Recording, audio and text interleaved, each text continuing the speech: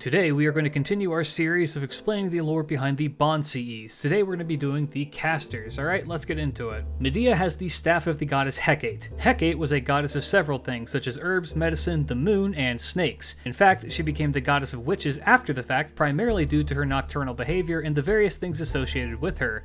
Her connection to Medea is twofold, in that she taught Medea in the ways of medicine and magic, hence why Medea is portrayed as a witch. The other is that in later accounts, Medea is actually the child of Hecate, though this is generally dismissed as an alteration. Jill's Bond CE is a letter from what the community at large has decided is Prelati. Jill's was fascinated yet terrified of the occult. He had witnessed firsthand what can only be described as miracles performed by Joan of Arc, so he had no doubts to the question of whether God was real or not. However, by extension, if God was real, then the devil and his demons were real as well. God only answers the phone for a select few, but demons were much less fickle. As such, Jills would hire magicians to see if they could summon demons or demonstrate real magic in front of him. While most failed, Francois Prelati supposedly was able to conjure a demon in front of Giles eventually. As such, Prelati was brought into the fold of Giles' child-murdering ways.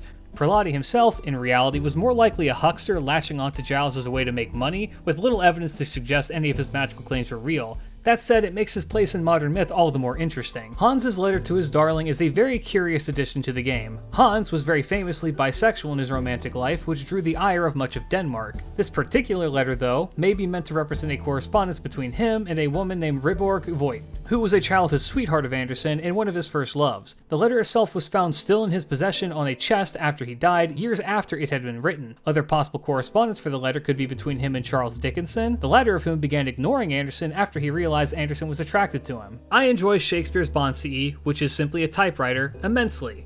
It perfectly encapsulates Faith's depiction of him being an overzealous author. The first commercial typewriters were made in 1874 and grew in public popularity in the 1880s. It was a revolutionary invention that made the process of writing quick, efficient, and 100% legible. As such, giving a device like this to someone like Shakespeare is a brilliant thought because the speed at which he could produce new works would be greatly enhanced. Also, I believe this is a nice little reference to Apocrypha. The parasitic bombs of Mephistopheles are meant to be a metaphor made real. A contract with a demon is very similar to a parasitic bomb in a lot of ways. It has a time limit that will eventually kill you, as was the tale of Faust. Though in Faust, parasitism is not quite accurate, as Faust did benefit from Mephisto's contract, but it would ultimately lead to Faust's demise. Or not, depending on which version you read.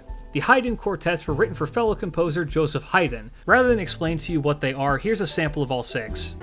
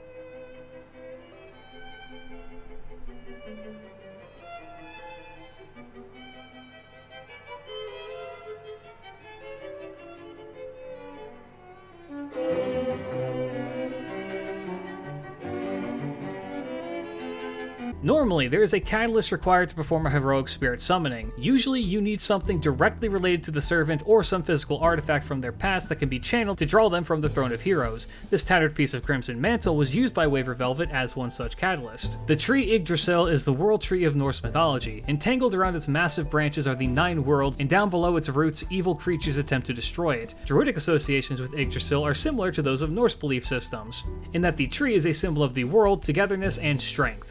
If you want me to sit here and explain to you the lore of a pumpkin wielded by Elizabeth Bathory in a Halloween dress with a plastic pitchfork, you're out of your goddamn mind. Instead, I offer you double trivia. The original jack-o'-lantern was lit by a coal from hell given to the titular Jack by Satan. The reason why Liz is a caster is because when idols retire, they become newscasters. I shit you not, that is the actual reason. The Tamamo Fan Club is a magazine detailing the various things that a quote-unquote good wife should do. I would like to take this moment to list the various crimes that Tamamo's supposed various historical counterparts parts committed, inventing the brass toaster as a torture method, the meat garden, throwing someone from the top of a tower, witchcraft, possession, dismemberment, manipulation, inciting violence, participating in incited violence, and the list goes on. All of this while continuing a path of seduction to a powerful husband. By the way, best Extella girl. While you may initially believe that Medea's infinite pancakes is just a weird cutesy thing tacked onto a character that we often see as being somewhat cutthroat, the first recorded instance of pancakes were actually from the ancient Greeks. They were originally made of wheat, honey, curdled milk, and olive oil. All of the extra fixins like whipped cream and maple syrup only served to improve them, and I'll be damned if no one in ancient Greece ever thought to not put berries on their pancakes. Medea may not be too far off the mark with the idea that sweets can solve many of the world's problems. Nursery rhymes Banquets is a personal favorite of mine. While on the surface it's just Wonderland, the impossible land from Lewis Carroll's Alice in Wonderland, from the description though, it digs more into the actual thought process behind Wonderland's construction and where it exists among us. Wonderland is a place for all, but people often forget the joys of childish wonder that life has to offer. Consequently, something so commonplace as clouds can go from looking like pink cotton candy to dreary shagged wool. The importance of indulging in nonsense was something that Lewis Carroll explored constantly. His literary works reflect this appreciation for creativity over common sense, and how with just a little bit of imagination, even the most mundane things can become fantastical. The Rhyme CE attempts to capture that same level of whimsy in his description. Paracelsus's Bond CE is incredibly confusing and weird if you know nothing about him, and I'll cover his life at some point in the future, but not right now. For now though, know that he is somebody who believed in the power of the four elements, those being fire, water, earth, and air. Each element had a corresponding elemental: salamanders for fire, undines for water, gnomes for earth, and sylphs for air. Paracelsus himself believed that these were something between physical and spiritual, existing somewhere in the line between, appearing mostly humanoid and participating in human-like routines such as sleeping and dressing and clothing. The difference engine was the precursor to all modern computers. This is using the term computer in its most archaic form, which is something used for computation, or the solving of mathematical problems. So more accurately, it is closer to being a giant calculator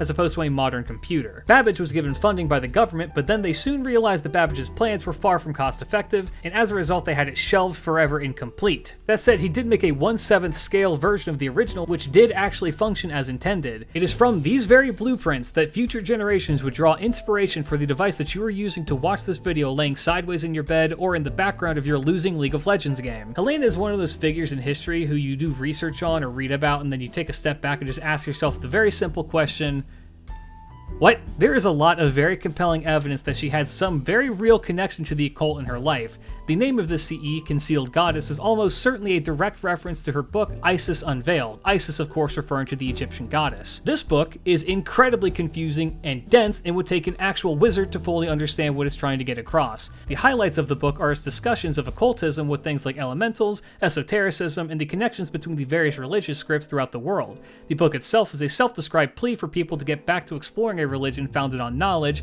and with that knowledge we as a species could ascend to higher planes of reality. That is, of course, if I'm understanding it well enough, which I very likely am not. Thomas Edison was nothing if not persistent. He built an entire career based on trying new things to improve less efficient models and then improving upon those improvements. Despite what you may believe, Edison is not the inventor of the light bulb. Rather, he is the one who came up with the most popular version of it, using a filament of carbon and bamboo. The idea behind this CE in particular is more about persisting through failure and learning from it. If you fail 1,000 times but succeed on the 1,001st attempt, then you have succeeded. It is better to fail and learn than to only ever succeed and remain clueless. Good old G-Man's Bond CE is self-explanatory because its description is literally just the story, so I'm just going to read it to you. One day, Coyote went to visit the Sun, but found that he wasn't home, but his wife was. Coyote claimed to be Sun's cousin, and said that he'd come by to smoke and talk, and ask for Sun's tobacco pouch. He then filled his own pouch with the tobacco without the wife noticing, rolled a cigarette, and waited for a bit before leaving. When Sun came back, he was angry and gave chase, following the ashes on the ground.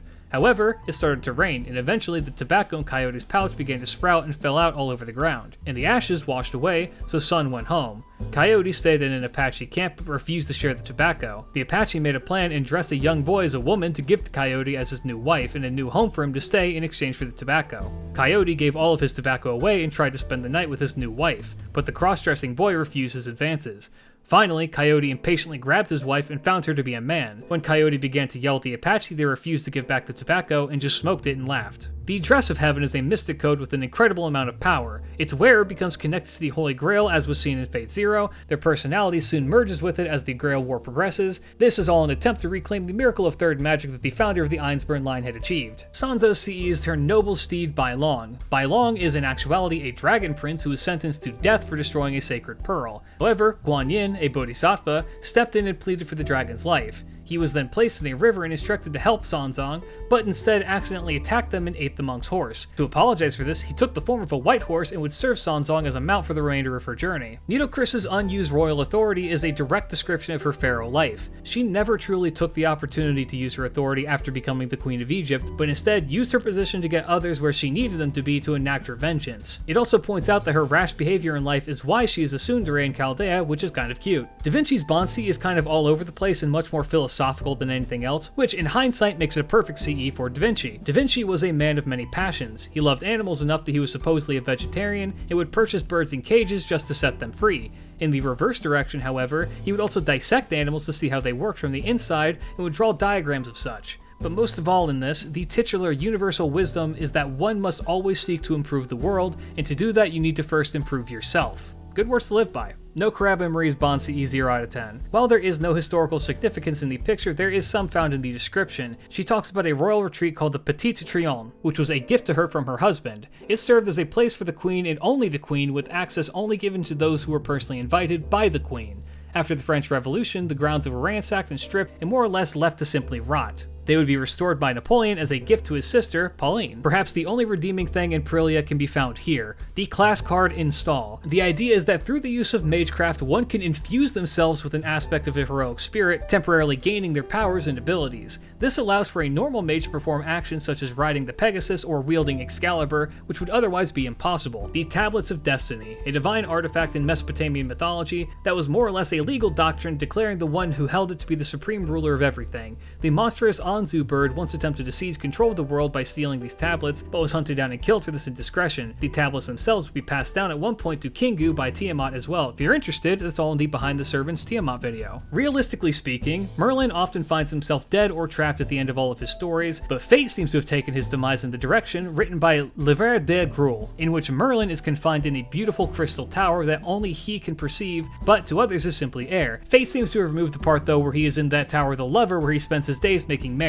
The bedchamber of King Shahryar seems rather fitting for Scheherazade. It was the location where she would entertain the bloodthirsty king in her stories. A battlefield of the wits covered in silk. From these chambers, Scheherazade would weave a story every night to the king, always leaving off on a note that kept the king's interest, so he never ended up turning on her. I already talked about the Doma Soraya and Saber Nero's Bond CE, and this is essentially the exact same thing, but the extra bit tacked on translates to Rainbow Sea, giving it a nice summery theming. Circe is rather famous for her feasts and banquets, and all for the exact wrong reasons. Circe, in myth, has a knack for enchanting her food so that when Odysseus' crew eats it, they are all turned into pigs. Despite that, the lavish planning she puts into the meals is important, because if it were not enticing, then what would the point of a feast be? The Queen of Sheba sent tribute to King Solomon upon his learning that the kingdom of Sheba was the only one not subservient to him. These tributes included ships carrying treasures and inortly adorned youths, all of whom came bearing a letter declaring that the Queen of Sheba would make the journey to Solomon in 3 years rather than 7. Among these gifts would be Sheba's visit, which according to some accounts is what produced their son, Nebuchadnezzar. Atma is an abbreviation of the Romanov sisters Olga, Tatiana, Maria, and Anastasia. The sisters were all very close to one another, and as such would actually sign some of the letters addressed from all of them with the same abbreviation, Atma. Anastasia and Maria, the third sister, were exceptionally close and were often referred to as the Little Pair. Avispron is notable for his works in the field of philosophy far above his representation as a golem maker. One of his predominant fields that he would discuss was the material of the soul and morality. However, Avispron lived the life of a noble, shielded from many of the woes of the common people, and as such did not suffer as they did. Thus, this Bansi calls into question how someone can preach about being a good or just moral person while not living the life of those that experience all that pain. Of course, it is worth mentioning that we really don't have much information on Avispron's life, and even for a very long time, people thought his most famous works were written by a completely different person. Realistically, this Bansi more closely represents his actions in Apocrypha, where he kills his master for his ideals, part of which is to make a world where death and war are not present. Sticking with Apocrypha content, we have Sieg's Bansi titled Nameless Death. This one hurts because it touches on cruelty and the uncaring nature of the universe. powers. This is taken directly from a scene in Apocrypha where Sieg attempts to save the life of a random homunculus, but she ends up dying regardless. The moment of contemplation that this girl was created solely to be a battery much like himself and possessed a significant level of sentience but had no destiny, no future, and a name that now nobody ever knows. She was a casualty to existence and is destined to be forgotten as such. On that note, go watch Gurren Lagann. Unfortunately for you Scotty fans, this crown is not one that exists in myth. Instead, this is likely to represent the transition from Scotty being a Jotun herself to becoming a goddess. She originally came into conflict with the gods after they killed her father Thoughtsi, but agreed to join them after some discussion. By discussion, I am including the fact that negotiations included Loki playing tug-of-war with a nanny goat using his balls. Historically, a Magifender is a type of Oni that doesn't exist, but did you know the first magical girl anime aired in 1966 and was called Sally the Witch? Miyu's Banquets is her recollection of her mother's love. Her bloodline had magical powers marked by red eyes, and was able to read the minds of people with wishes and grant them. As a side effect, it took a major mental strain on the girls and would often kill them. So, they took care to hide the girls born this way and shielded them away from the wishes of others. Miyu herself fell into this category and was raised in a cold, emotionless environment. Despite this, her mother would still play with her because despite how she appeared on the outside, she did love her dearly on the inside. Murasaki is drawing a picture scroll of her Tale of Genji Chapter 9, Aoi. Aoi is the name of Genji's wife who he initially dislikes, leading him to search for love elsewhere. He later returns to his wife and they reconcile with each other and have a child. However, Aoi herself dies soon after and Genji begins a relationship with another woman named Murasaki. Whether this is the reasoning as to why it's her preferred chapter or because of the recollection is unknown to me. The reason why the snake is coiled around Asclepius' staff is because while working one day, Asclepius was stamping the ground with his staff. Unknowingly, he killed a passing snake in this manner. A second snake appeared with an herb in its mouth and gave it to the dead snake. This revived him, and Asclepius was able to identify the herb. This is what allowed him to create the elixir of resurrection. Ever since, snakes, notable for their molting and being associated with healing, were a common sight at Asclepian temples. A moment of reflection near the end of Chen Gong's life. This CE takes place while he is being besieged and coming to realize that he has lost. Gong knows the rules that those who surrender to Xiao Xiao will be spared, but he had no intention of doing so and instead would decide to die alongside Lu Bu after they were both captured. This CE is meant to capture that in-between moment of the bloodshed where Gon can really sit back and think about what was to come. Castoria's Bond CE is directly tied to her role in Lost Belt 6, but I'm opting to not spoil that, so instead let's talk about the real Avalon. In the original Welsh myth, Morgan is the ruler of Avalon alongside her 9 sisters, and is a place of magic only accessible by the sea. The island is a paradise where everything is self-maintained and apple trees grow in a great forest. In fact, Avalon loosely means the island of apples. Cloth creation has always been a central part to Crane's legend. She was able to create cloth of the finest qualities just from her feathers, too much pain to herself, which is what caused her to eventually leave after being seen making the cloth. The relevance of the sketchbook is a nice nod to her event. Welcome back to Summer CEs with no real historical precedent. The form of magic on display here is actually illusionism, which is simply deception done for the sake of entertainment. No actual magic is required from the user, so even a 1-star assassin can learn a trick or two. The god in question in Izumo CE is actually a samurai named Nagoya Sanzaburo. The kicker here is that there is no evidence that Izumo and Sanzaburo ever met, despite him being depicted by her as a lover in kabuki plays. The real Sanzaburo would likely not be remembered in history if not for Izumo, because he really didn't do anything exceptional in his own right. While the historical Martha never used Teresk as a traveling kitchen, this may be a good time to explain just why she appears in the aggro state that she does. This is because in the Bible, when going to meet Jesus, Martha was very aggressive and impatient, not rude or disrespectful, but closer to panicked worry. This prompted her much calmer sister to be the one to really talk to Jesus and lead him to their home. The rats are servants of Daikokuten. Daikokuten often share some association with Bishamuten, who is also a god associated with rats and mice. Rats are familiars to the god, being present in much of his art. The designation from simply being a rat to becoming a servant of a god seems to be what has changed in Chaldea's Daikokuten. Also, if you read the fine print, they only mention changing from feeling the need to scrounge for food and are still down for breeding. The Yellow Turban is a very clear homage to Zhang's Yellow Turban Rebellion. The Yellow Turban Rebellion was a peasant uprising against the Han Dynasty after a series of corrupt government officials took power, mixed with massive flooding that led to peasant exploitation. Zhang Zhu and his brothers started preaching for reformation and eventually pulled a small military force together